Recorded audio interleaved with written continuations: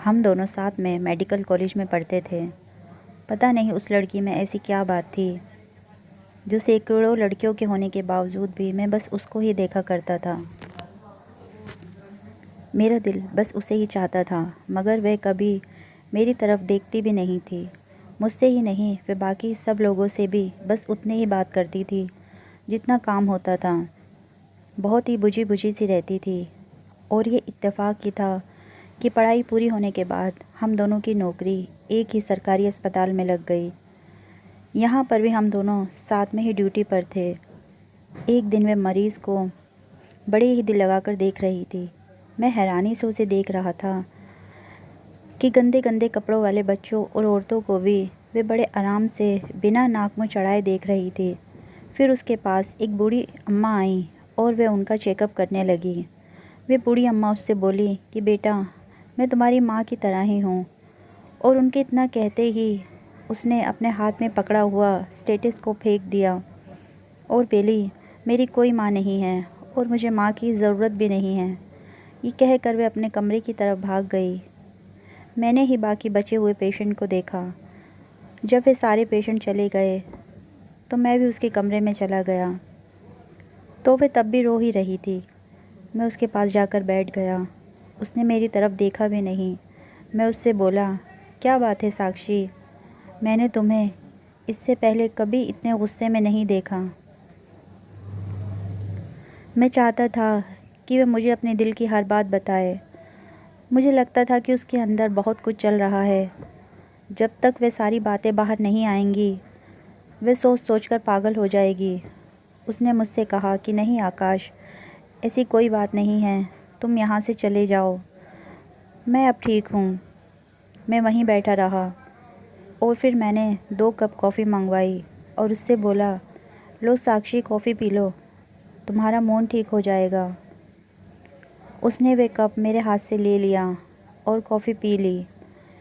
Coffee पीने के बाद मैंने उससे कहा कि साक्षी, मैं तुम्हें मेडिकल कॉलेज से देख रहा हूँ। तुम बहुत रिज़र्व रहती हो, तुम मुझ पर भरोसा कर सकती हो और अपने दिल की बात मुझसे बता सकती हो। उसने पहले मेरी तरफ देखा और फिर मुझसे बोली, मेरी ये कहानी ऐसी है जो मैंने आज तक किसी को भी नहीं बताई है, मगर न जाने क्यों मेरा दिल कह रहा है कि आज तो मैं सब कुछ बताऊं। मैं उसकी तरह बहुत जिज्ञासा से देख रहा था। मैं भी तो यही चाहता था कि वह मुझे अपने दिल का सारा हाल सुनाए। वे बोली, हम घर में 3 भाई बहन थे। मैं सब में बड़ी थी, फिर मेरा एक भाई था और फिर सबसे छोटी बहन थी। मेरे पापा हम तीनों से बहुत प्यार करते थे। मैं और मेरा भाई अब हाई स्कूल में आ गए थे और हमारी छोटी बहन का दाखिला प्राइमरी स्कूल में हो गया था। मेरे पापा की आमदनी ज़्यादा नहीं थी, लेकिन वह हम तीनों भाई बहन को अच्छी एजुकेशन देना चाहते थे। इसलिए उन्होंने इस देश से बाहर जाकर कमाने का फ़ैसला किया ताकि हम तीनों भाई बहन को अच्छा भविष्य दे सकें। मेरे पापा दूसरे देश चले गए। मैं बड़ी थी, इसलिए मुझे पता था कि मेरे पापा हम तीनों की वजह से ही इतनी दूर गए हैं। मेरी नज़र में मेरे पापा की इज़्ज़त और भी बढ़ गई थी। मेरे पापा के एक दोस्त थे, कुमार अंकल। पापा उनके अकाउंट में पैसे भेज दिया करते थे क्योंकि मेरी मम्मी ज़्यादा पढ़ी लिखी नहीं थी और उनका ख़ुद का बैंक अकाउंट भी नहीं था। कुमार अंकल का हमारे घर में आना जाना लगा रहता था।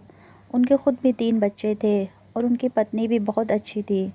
धीरे धीरे मैं कॉलेज में आ गई और मेडिकल की पढ़ाई पढ़ने लगी थी। मेरा भाई इंजीनियरिंग पढ़ रहा था। मेरे पापा कई सालों के बाद बस कुछ दिनों के लिए ही घर आते थे। वे जब भी घर आते थे वह दिन पंख लगा कर कहीं उड़ जाते थे। वे खुश होते थे कि मेरी मेहनत बेकार नहीं गई है, मेरे बच्चे कुछ बन जाएंगे तो मेरी मेहनत सफल हो जाएगी। फ़ोन पर हम लोगों की पापा से बातें होती रहती थी। एक बार मैं कॉलेज गई थी। मेरे पीरियड कुछ समय से पहले ही आ गए थे और मेरी तबीयत भी मुझे कुछ ठीक नहीं लग रही थी, इसलिए मैं छुट्टी लेकर घर वापस आ गई थी। मैं सीधा अपने कमरे में ही चली गई थी। मेरे छोटे भाई बहन भी घर पर नहीं थे कि अचानक मुझे कुछ याद आया और मैं मम्मी के कमरे की तरफ चली गई। मुझे वहाँ से कुछ आवाज़ें आ रही थी। मैं दरवाज़ा खोलकर अंदर गई तो मैं हैरान रह गई। मेरी मम्मी और कुमार अंकल आपत्तिजनक हालत में थे। मैं उन्हें देखते ही फ़ौरन पलट गई। मेरे तो होश ही गायब हो गए थे। मुझे अपनी मम्मी और कुमार अंकल से सख्त नफ़रत हो रही थी। उन लोगों ने मुझे नहीं देखा था। मैं अपने कमरे में ही बैठी रही। शाम हो गई। मेरे दोनों भाई बहन घर वापस आ गए थे। मुझे देखकर मेरी छोटी बहन बोली, दीदी क्या आपकी तबीयत ख़राब है? मैंने कहा कि हाँ मुझे फ़ीवर है, मैंने दवाई खा ली है। अब मैं अपनी मम्मी से बहुत कम ही बात किया करती थी। फिर उन्हीं दिनों मेरे पापा का फ़ोन आया कि वे आ रहे हैं और मेरे पापा कुछ दिन के बाद आ गए। मैं अपने पापा के गले लगकर बहुत रोई। दिल में तो आ रहा था कि पापा को सब कुछ बता दूं, लेकिन मुझे पता था कि मेरे पापा ये सब बर्दाश्त नहीं कर पाएंगे, इसलिए मैं चुप रही। कुमार अंकल भी अपनी फैमिली के साथ पापा से मिलने आए। मुझे उनसे घिन आ रही थी। मेरे पापा तो उन्हें अपने भाई की तरह ही समझते थे। जैसे वे हमारे लिए तोहफ़े लाते थे, वैसे ही उनके और उनके बीवी बच्चों के लिए भी तोहफ़े लाते थे। मेरे पापा को तो पता भी नहीं था कि कुमार अंकल मेरे पापा के साथ क्या कर रहे हैं। पापा की अभी छुट्टी ही चल रही थी कि एक दिन पापा ने मुझसे कहा कि बेटा मैं चाहता हूँ कि तुम्हारी शादी लक्ष्य के साथ हो जाए। लक्ष्य कुमार अंकल का बेटा था। कुमार अपनी बड़ी बेटी की शादी कर रहा है और हम दोनों चाहते हैं कि तभी तुम्हारी और लक्ष्य की भी एंगेजमेंट हो जाए। उसके बाद लक्ष्य विदेश जा रहा है पढ़ाई के लिए। जब वे वापस आएगा तो इतने तुम्हारी भी पढ़ाई पूरी हो जाएगी, फिर हम तुम दोनों की शादी कर देंगे। लक्ष्य मुझे पसंद करता था और वह यह बात कई बार मुझसे कह चुका था।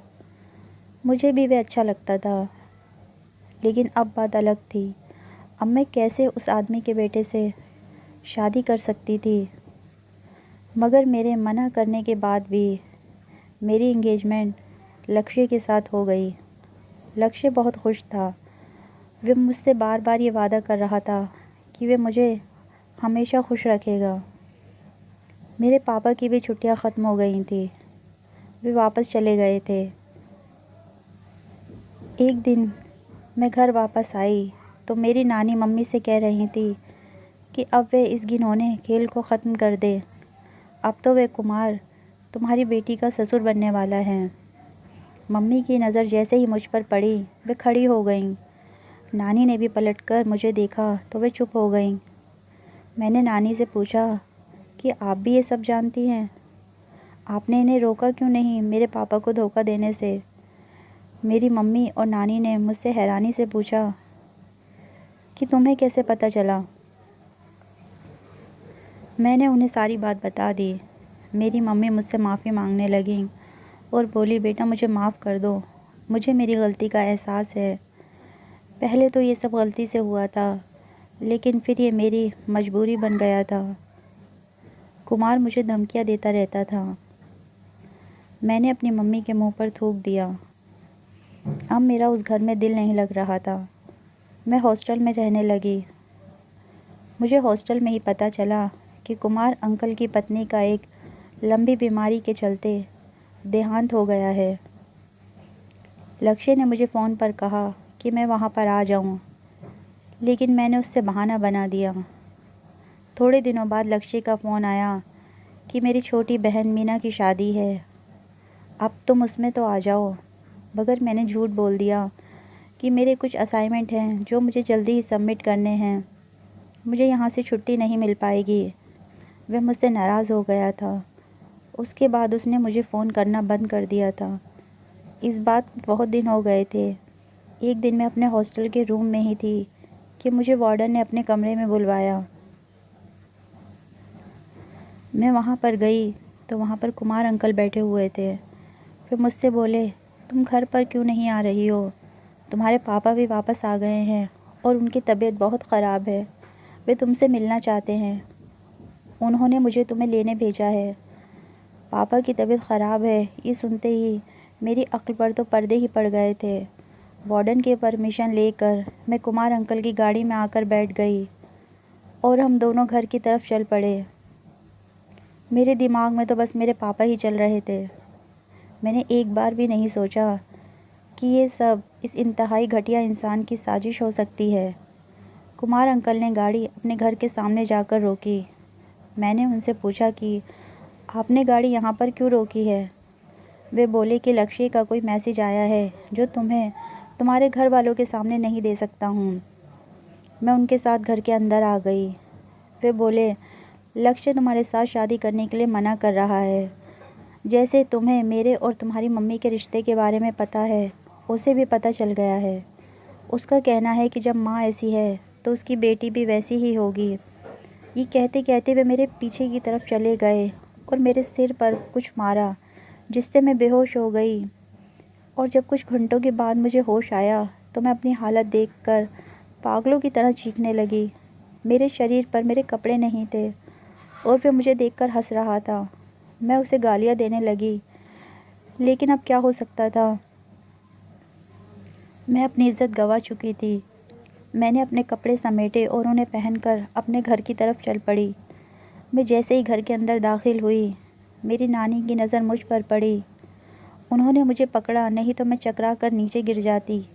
मेरी हालत देखकर वे समझ गई थी कि मेरे साथ क्या हुआ है। आवाज़ सुनकर मेरी माँ भी वहाँ आ गई और रोने चीखने लगी। मुझसे पूछने लगी कि ये सब कैसे हुआ है। मैंने उनके मुंह पर एक ज़ोरदार तमाचा मारा और बोली, ये सब आपके बुरे कर्मों का फल है, जिसके कारण आज मैं भी बर्बाद हो गई हूँ। उस आदमी ने मुझे भी कहीं का नहीं छोड़ा है। मेरी माँ समझ गई और उन्होंने उस आदमी को फ़ोन किया। उसने पता नहीं मेरी माँ को क्या धमकियाँ दी कि वो खामोश हो गई और मुझे और मेरी नानी को वहीं छोड़कर ख़ुद कमरे में जाकर बंद हो गई। मेरे लिए सब कुछ बर्दाश्त करना बहुत मुश्किल हो रहा था। मैं कुछ दिन वहाँ रहकर वापस हॉस्टल में आ गई। अब मेरा भाई मुझे फ़ोन करके घर के हालात बताता रहता था। मेरी माँ दिमागी मरीज़ हो गई थी। हर समय अपने मुंह पर थप्पड़ मारती रहती थी और उल्टी सीधी बातें करती रहती थी, इसलिए उन्हें पागल खाने में डाल दिया गया। अब मेरी पढ़ाई भी पूरी हो गई थी। मैं घर पर वापस आ गई थी। एक दिन मेरे पापा अचानक से ही घर वापस आ गए। वे बहुत ज़्यादा कमज़ोर लग रहे थे। उन्होंने बताया कि वहाँ पर वे बीमार रहने लगे थे, इसलिए वहाँ से उन्हें वापस भेज दिया गया है। मैंने पापा को बहुत अच्छे हॉस्पिटल में दिखाया तो पता चला कि ज़्यादा मेहनत करने से और अपना ख्याल ना रखने की वजह से उन्हें बड़ी बीमारी हो गई है। फिर उन्हीं दिनों मेरी माँ भी पागल खाने में ही चल बसी। अब मेरा भाई भी इंजीनियर बन गया था। हम दोनों भाई बहन अपने पापा का बहुत अच्छा इलाज करवा रहे थे। मेरे पापा कुमार अंकल के घर गए तो पता चला कि वे अपना घर बेचकर यहाँ से जा चुके हैं। मैंने पापा से बता दिया कि लक्ष्य मुझसे शादी करना नहीं चाहता है। पापा मुझसे बोलने लगे कि मेरी बेटी इतनी होनहार है कि उसके लिए तो लड़कों की लाइन लग जाएगी। मेरे पापा को क्या पता था कि मैं अंदर से खोखली हो चुकी हूँ। मेरे अंदर अब शादी की इच्छा ही नहीं बची थी। मैंने अपने पापा से कहा कि मैं शादी नहीं करूँगी, आपके साथ ही रहूँगी। मेरे पापा बाहर से तो ठीक लगते थे, मगर पता नहीं उन्हें अंदर ही अंदर क्या बात परेशान कर रही थी कि वे एक रात को ऐसा सोए कि सुबह उठे ही नहीं। मुझे इस तकलीफ़ ने अंदर तक तोड़कर रख दिया था। अब मैंने अपने भाई की भी शादी कर दी थी।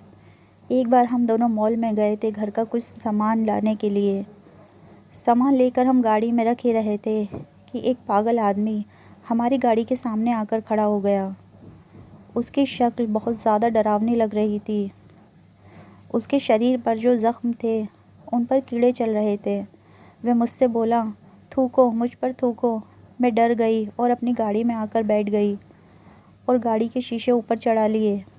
वह आदमी आगे गया तो कुछ बच्चे उस पर पत्थर मारने लगे। वह उन पत्थरों को उठाकर खाने लगा। फिर मेरा भाई आ गया और हम गाड़ी लेकर वहाँ से चले गए। फिर कुछ दिनों बाद मेरी ड्यूटी यहाँ लग गई और मैं इस अस्पताल में आ गई। मैं उसकी बात बहुत ध्यान से सुन रहा था। मैंने उससे कहा कि साक्षी, इसे मेरी हमदर्दी मत समझना। मैं तुमसे प्यार करता हूँ। तुम्हारे लिए मेरे दिल में ये फीलिंग्स जब से है जब तुम्हें मैंने पहली बार देखा था। वह मुझसे बोली, मेरे बारे में सब कुछ जानकर भी तुम मुझसे प्यार करते हो? तुमने सुना कि मैं एक ऐसी लड़की हूँ जो अपनी इज्जत पहले ही गंवा चुकी है। मैंने उससे कहा कि मुझे इस बात से कोई फ़र्क नहीं पड़ता है। उस गंदे इंसान के कारण तुम क्यों सारी ज़िंदगी परेशानी उठाओगी। मैं तुमसे शादी करना चाहता हूँ और तुमसे ये वादा करता हूँ कि तुम्हें हमेशा खुश रखूँगा। उसने कहा कि मुझे सोचने के लिए कुछ समय दो और 2 दिन बाद उसने हाँ बोल दिया और फिर हम दोनों ने कोर्ट मैरिज कर ली। मैं उसके साथ बहुत खुश था। एक रात को उसके भाई का फ़ोन आया। उसने जो बात उसे फ़ोन पर बताई उससे उसके चेहरे पर एक तसल्ली वाली मुस्कान थी। मैंने उससे पूछा, क्या बात है, क्या सोचकर मुस्कुरा रही हो। उसने कहा कि बात ही कुछ ऐसी है। किसी ने सच कहा है कि ऊपर वाले की लाठी में आवाज़ नहीं होती है। हम सबको अपने कर्मों का फल यहीं भुगतना पड़ता है। तुम्हें याद है उस दिन मैंने उस पागल के बारे में बताया था जो हमारी गाड़ी के आगे आ गया था। अभी मेरे भाई ने बताया कि वह कोई और नहीं, वही कमीना कुमार था जिसने मेरी हंसती खेलती ज़िंदगी बर्बाद कर दी थी। और आज वह एक गाड़ी के नीचे आकर मर गया। और ये कहते हुए साक्षी के अंदर मुझे एक सुकून सा दिखाई दिया और मैं सोचने लगा कि बुराई का अंत हमेशा बुरा ही होता है।